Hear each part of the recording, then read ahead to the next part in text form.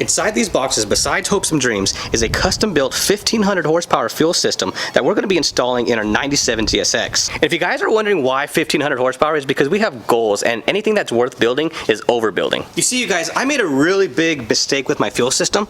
And yesterday. But when I built the fuel system for this car, I only built it for about 700 to 800 horsepower. The problem is, over 8,000 RPMs on this vehicle, I'm dropping in fuel pressure. I'm dropping about 10 PSI, and I don't want to run the risk of running lean, because then you'll just blow up your engine. Now, there's a handful of ways to make over 1,000 horsepower for a fuel system. Now, I'm going to be going over our fuel system that we got, and it actually consists of about 4 fuel pumps, which, like I said, there's a lot of different ways. I'm also going to be going over the cost of the entire fuel system that I spent on this car, after we go over a few things.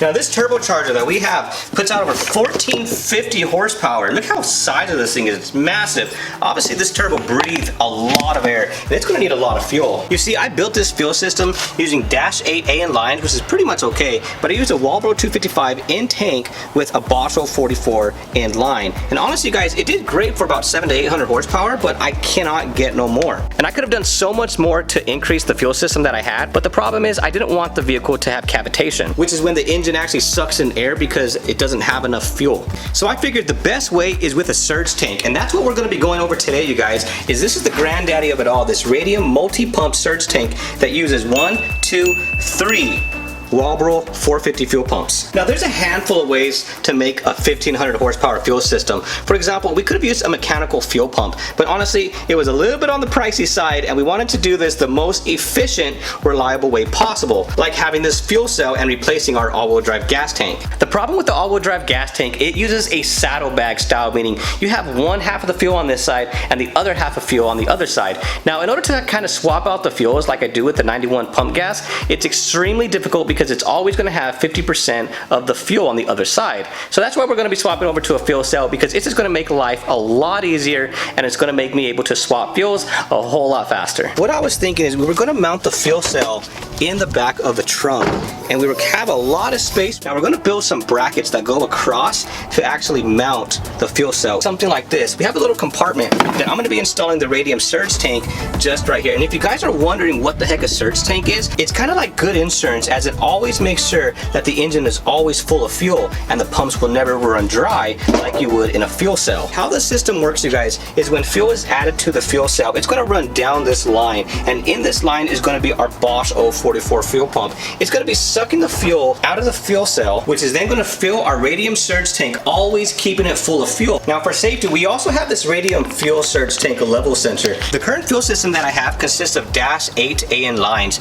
Now, honestly, that's a really good big fuel line to handle the amount of power for this car, but honestly, to make things a lot easier and a lot more efficient, we're going to be swapping over to a Dash 10 AN line for the feed line, and we're going to be going with a Dash 10 as well for the return line. Honestly, you can never have too big of a return line. Not saying Dash 8 is a small feed line, that is a huge fuel line, but like I said, we're going to be trying to do the best we can to do the most efficient way possible. We're going to have to do a rewire kit for all 4 fuel pumps. You're going to want an alternator that actually can handle the output of the amps that the fuel pump draws.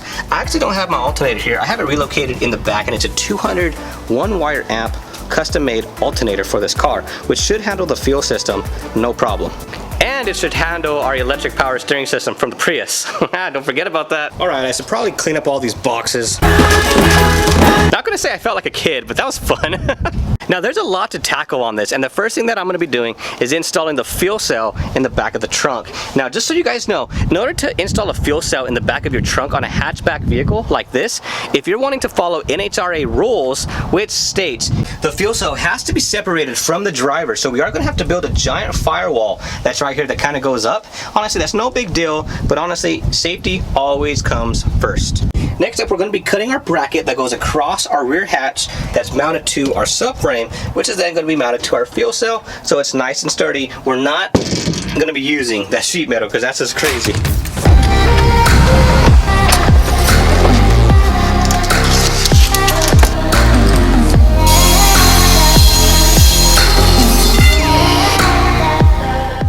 Now, Now we got the front part in. Now one thing about the fuel cell that you guys notice is it has a sump, and the sump is the part of the fuel cell that kind of dips down. That way it makes all the fuel kind of end up in this little area here and not sloshing all over the place. Now unfortunately we had to cut out a little section that's exact same size as this into our aluminum sheet metal, so this hangs down below the vehicle.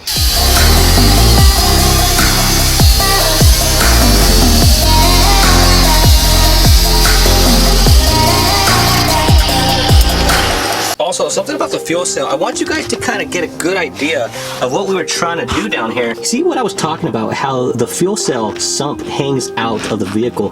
Now this is what we're going for here, guys. Oh, you know, it's not every day you guys see my rear end. This thing's looking more like a race car. Now, real quick about the interior. Now, there's a lot of guys putting down 1,000 horsepower on cars. Now, one thing about this DSM is a little bit special, you guys, and that is because we have the full black leather interior, including the back seats. And our goal is not to take out any of the interior, and we want a low 9-second pass, 1,000 horsepower, maybe even an 8-second one day. We're gonna be keeping the interior trim. I think this is what makes this car special and unique, is because it's a full-blown race car with full stock interior. And of course, a lot of carbon fiber, because why not, dude? It's just so beautiful.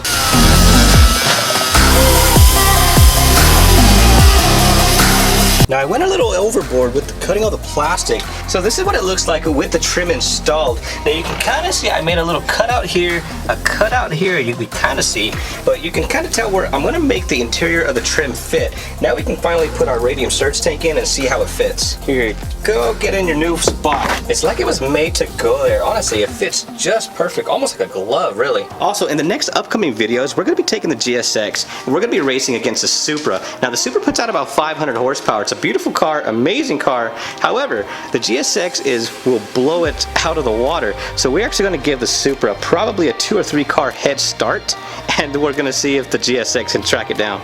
But of course, we gotta finish the fuel system before we can do race car stuff, so go figure. If you guys haven't done so already, go ahead and subscribe to the channel, because we are gonna be taking the GSX drag racing at the end of the month. Now, we're gonna hope for a 9-second pass, 150-mile-an-hour trap speed. That's our goal. Now, if you guys wanna check out that video in the upcoming uploads, go ahead and hit that subscribe button. I promise you won't wanna miss it. So I actually gotta go to the store and go get some more bolts, because I have no bolts whatsoever. So here's a cold startup of a 2020 Toyota Supra.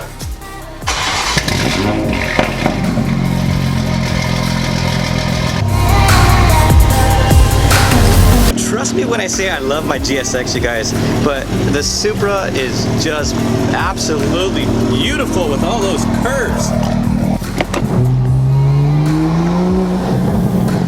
Oh, the turbo sounds so good. This is the place with the friendly help store, or whatever that slogan is. We got some nuts. Wait for the downshifts. Just wait for it. Wait for it. Oh, yeah.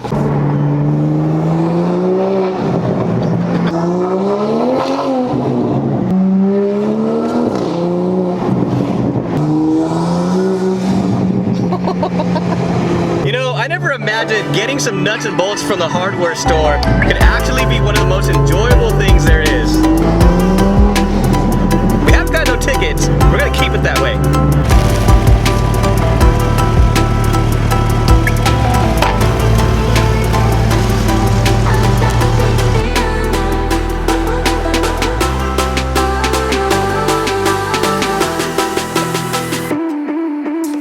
So as promised you guys, I'm gonna go over how much the fuel system was. Now remember, it's a 1,500 plus horsepower system, so I wanna say it's almost like $1 per horsepower, more or less. So all the fuel pumps, all the rewire kicks, all these thousands and thousands of fittings, and not forgetting the fuel lines, along with a whole bunch of miscellaneous stuff like the fuel cell and the Radium surge tank, everything came out to about $1,500. Now, in order to regain a sum of that cost, you guys, I'm gonna be selling a lot of the old stuff. For example, like the intake fuel pump, the all-wheel drive gas tank. I'm gonna be selling the all-wheel drive hanger that has a custom Dash AAN line welded to it. We can sell a little bit of this stuff so we can put back into it, so we can start making more content, more videos, more horsepower, more fuel, and then hopefully we can run a 9-second pass at IFO in the next coming weeks or so. So I'm gonna go ahead and end today's video, guys. I know we didn't get too much done, but I don't know where the time went. I really don't. So just like that, I'll catch you guys in the next one. Later.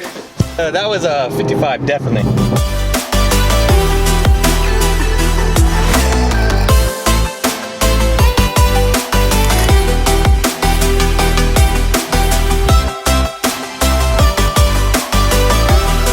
I'm sorry for the thumbnail. I'm just trying to test something out, guys. Trust me.